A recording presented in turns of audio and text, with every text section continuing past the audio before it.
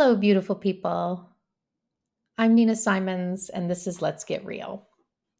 I am recording this at the end of the year to share with you as a quick take as we close out 2024. I wanted to focus on something that is very common this time of year, which is to be starting to think about and develop a plan or a vision for the coming year.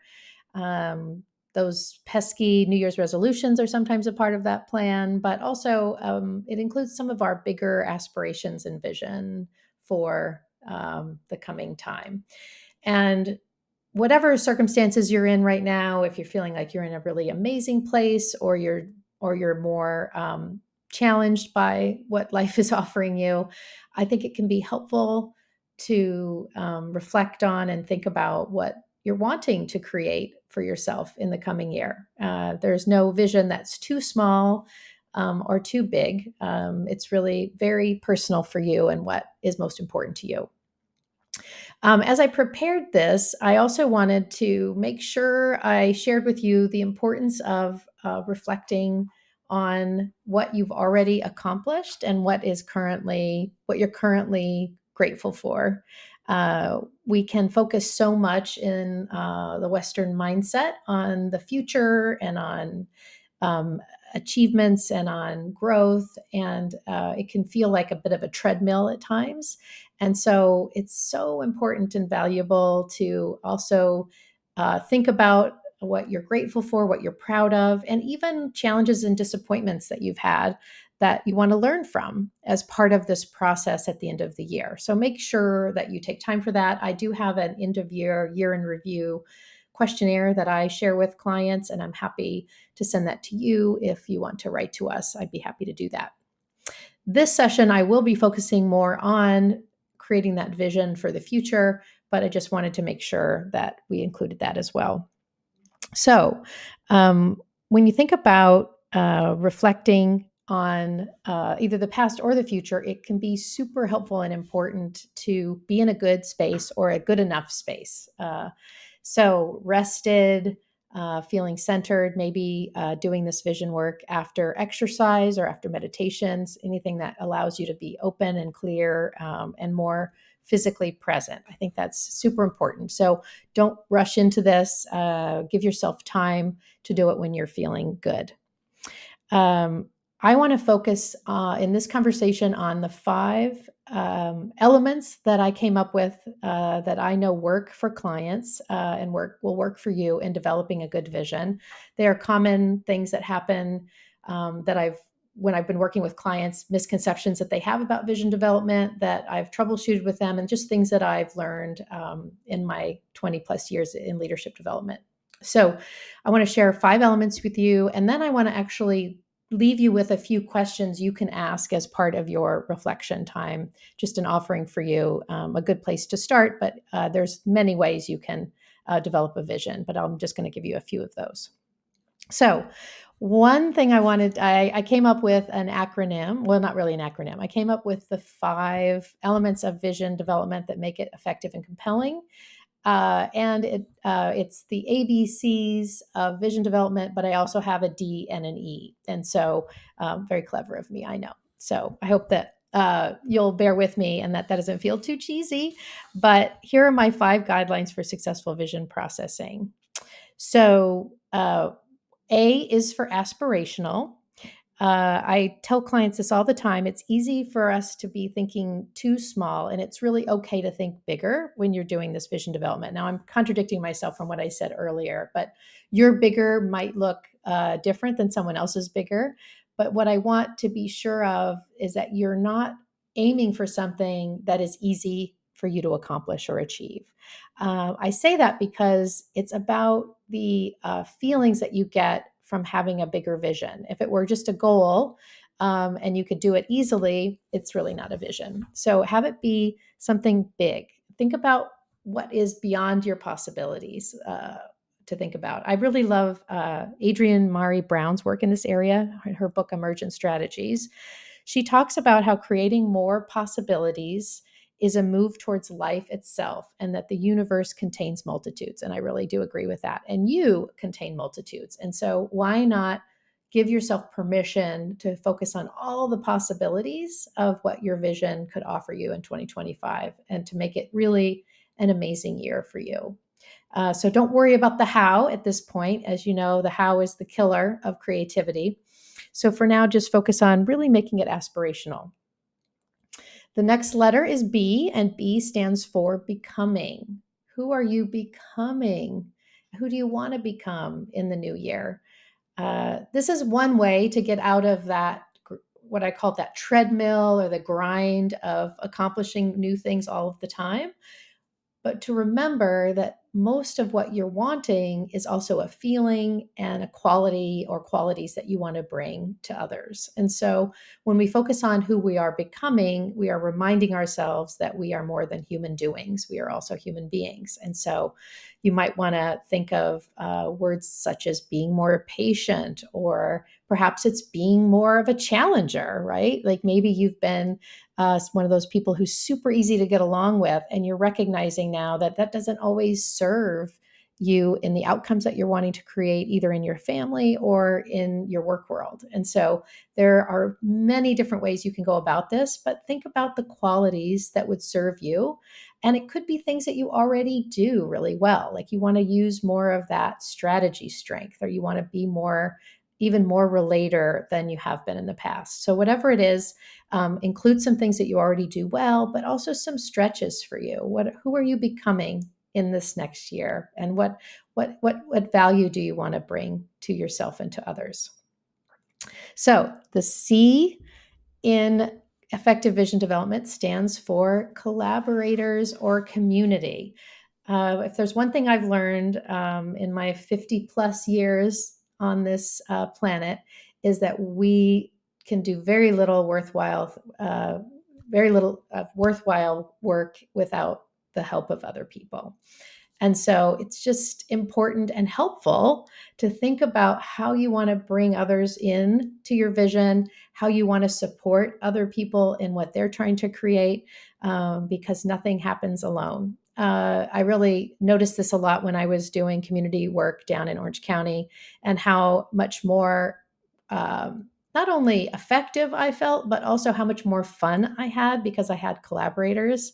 And it's also why I now have a collective that I'm working and aspiring to do work with in my own business, because I really do love working with other people. And even if you're in a profession that seems more oriented around individual contribution, or think about like even an artist, a visual artist, they wouldn't be able to do anything without patrons and without mentors and teachers, right? So it really is important, even if it's, and hopefully it's more than just watching YouTube videos.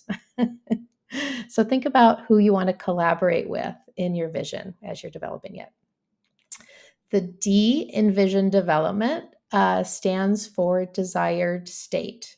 So this one's super important, again, because I mentioned earlier, a lot of times what I hear from clients when they're working on a vision is the things that they want to accomplish or achieve. And those are important and helpful, but it's also important to recognize that vision is about a desired state that we're working towards, or that we want for ourselves. And it includes all of those things that we're going to accomplish, but those are kind of underneath the bigger umbrella of your vision, right?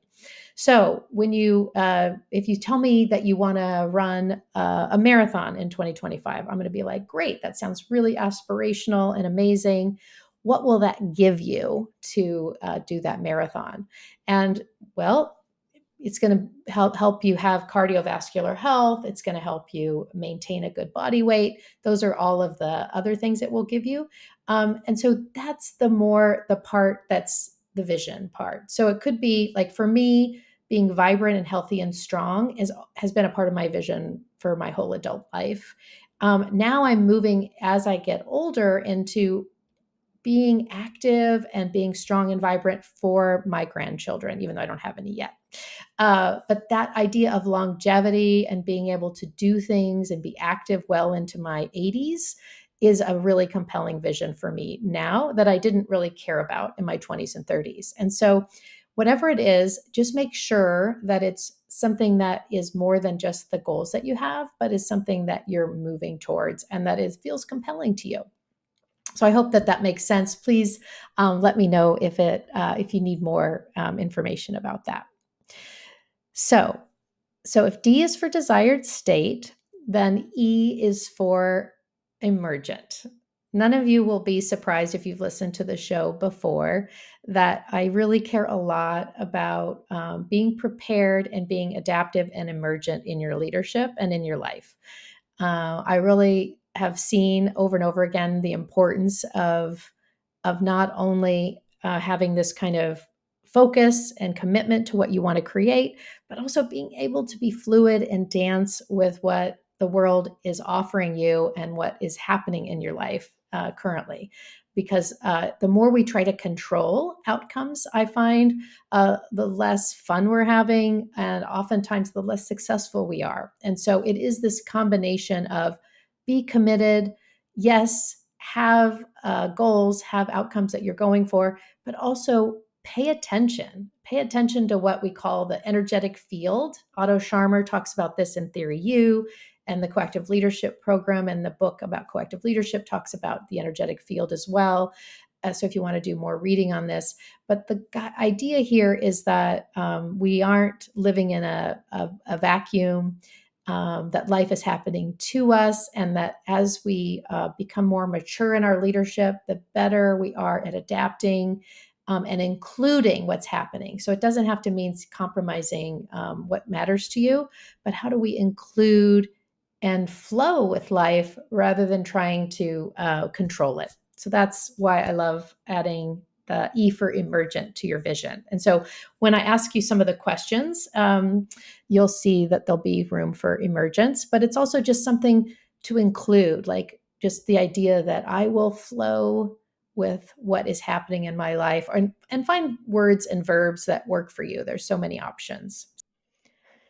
So now that I have shared these 5 elements with you, I want to actually give you some questions that you might want to use during your vision session or sessions as you think about this. I will talk a little bit more slowly than I normally do, so feel free to speed up if you just want to hear the questions. But I'm doing the slower pace so that you can possibly be writing as I'm asking, and you can pause it here and there so you have more time to respond to the questions. As I mentioned at the beginning, be sure you're in a centered and calm, relaxed space when you work on your vision. And you can do this in a couple of different ways. You can move forward into the end of the year and think about it in the past. That's a beautiful way to work on your vision. Think about how your year went, if it went exactly the way you wanted it to. But what I'm going to do is actually just ask you the questions as if you're dreaming towards the future, like in the future, in future tense. And then we'll talk at the end about ways to make it more present focused. So let's start by just having you take a couple of slow, deep breaths so that you're centered and ready to go. And I'll do that with you.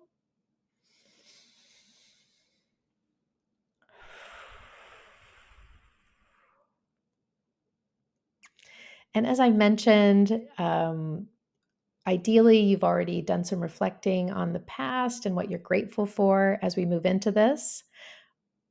It can also be really helpful to think about where you are right now. And the now can be the now of the era you're in, what in the last 2 or 3 years, what have you been up to and what are you working on and what are you working towards? Or you might be on the brink of a new phase of your life. So it can be super useful just to think about what is the season that you're in right now? What is this time of your life about?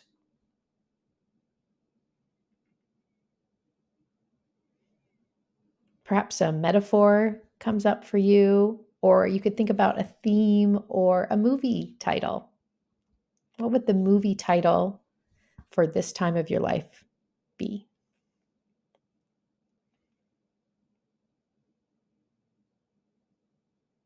And now as you move in to what you want to create in the new year, think about what is possible. Not what is probable, but what is possible if you were to dream big about the new year.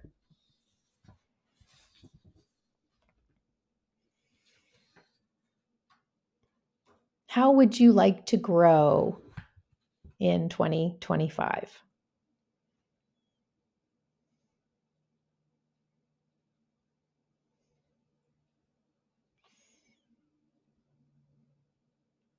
What has happened for you professionally this year that you're particularly proud of?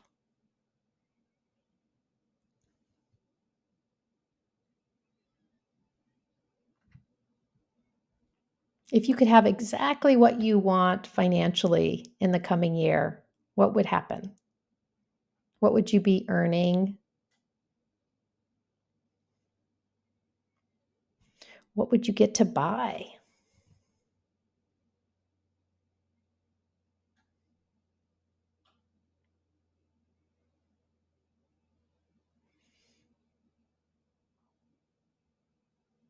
What is the impact you will be having in your work life?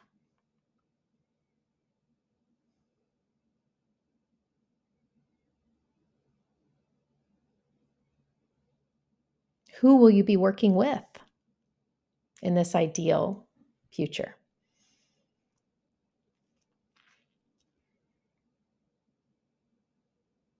What strengths will you be deploying in service of others?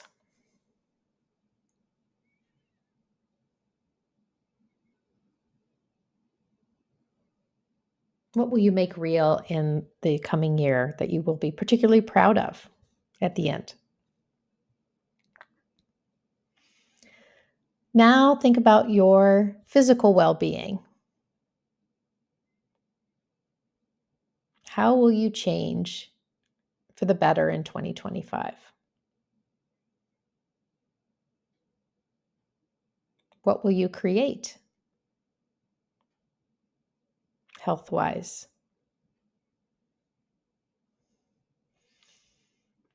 What new habits might you build?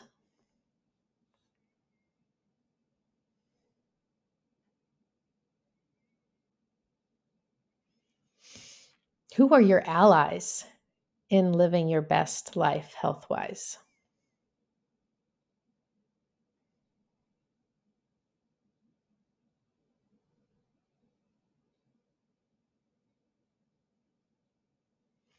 Now let's think about your spiritual life. Your spiritual life could be about a community of faith, or it could be about nature. It could be about developing greater purpose. But when you think about you as a spiritual being, what do you want to create in the coming year?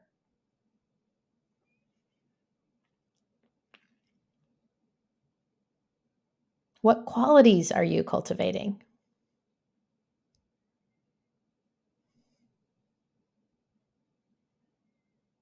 What possibilities will you make real when it comes to your spiritual life?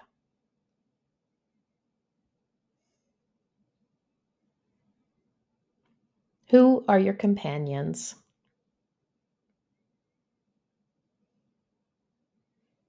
Who are your mentors?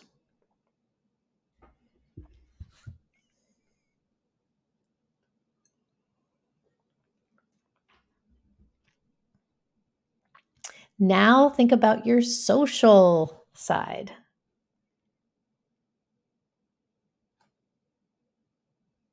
How much time do you want to be spending with others in the coming year? Who do you want to be spending time with?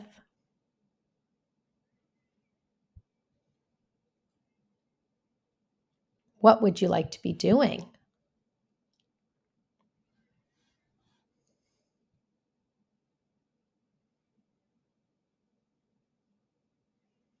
Now think about your creativity, your creative self. We all have a creator. What new hobbies or skills would you like to add in 2025?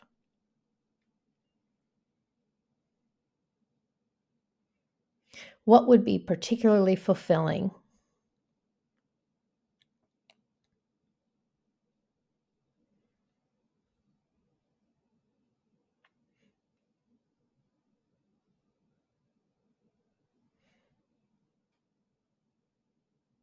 Now think about having fun.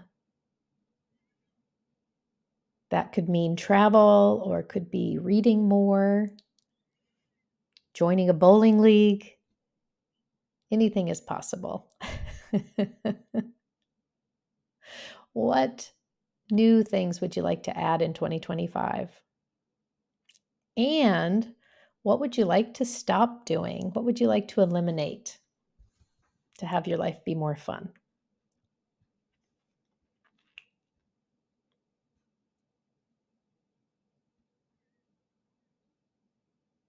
Now think about your physical environment. Could be your home, could include your car, your neighborhood. What improvements would you like to see in this part of your life?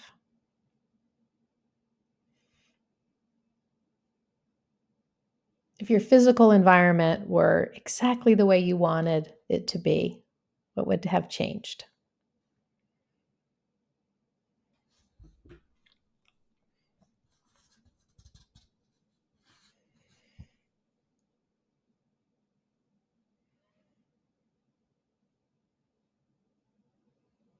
Now think about the contribution you want to make to others.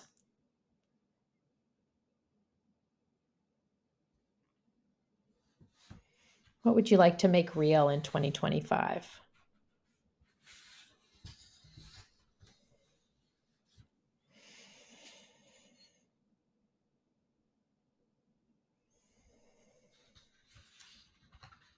All right. So now just take a minute and think about anything else that we haven't covered in your vision and take a minute and write about that. What does fulfillment look like that we haven't talked about yet?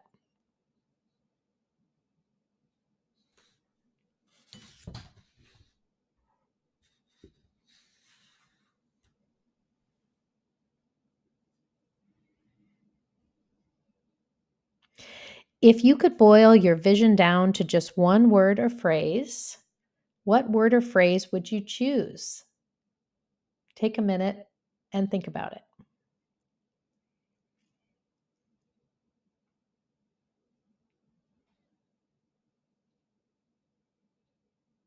Hopefully, these questions have sparked something for you about your coming year and your vision. I really do hope so. Before we complete, I just want to share a couple more tips with you about how to make your vision something that you can come back to day, week to week, month to month, however frequently you want to revisit it. But I do recommend that you revisit your vision, that you reread it or say it out loud several times in the coming year, whether it's monthly, weekly, you get to decide. But before you do, I recommend that you, because you've been thinking about a lot of different areas, that you circle or highlight the things that feel most compelling. That's to give yourself like a way of just narrowing it down just a little bit, right? Circle the things that seem most desirable for you, right? And then rewrite it in the present tense. So instead of writing it as I will, I'm looking forward to, I want to create, write it as I am. I am in a community of practice around something I care about. I am hiking regularly. I am having a positive contribution on coworkers by asking good questions. So make it present tense so that when you reread it, then you are getting mental practice. It's like cognitive practice for making this real. Because what we know now is that, like a cognitive rehearsal, can help you realize that vision, because the brain doesn't really distinguish between sometimes between things we think about and things that we're doing. There's a growing body of evidence that says that you need both. You need to actually be doing the thing, but you can also be visualizing the thing. So writing it in present tense helps make that visualization more present and more embodied. So that's my other tip for you. So I hope this was helpful. It took me a while to really put this together, because I really think it's so important that as you approach your new year, that you're well equipped to create more of what you want in your life. And so I'm happy to help if you need anything. So please reach out if you do, and hopefully we're going to have a check-in either way some point soon in the future. And I'm so grateful that you listened to the podcast. So if this episode was helpful, feel free to share it with other people in your life, or give us a rating. It's always helpful to have a rating or a review at Apple Podcasts. So happy New Year. Be well.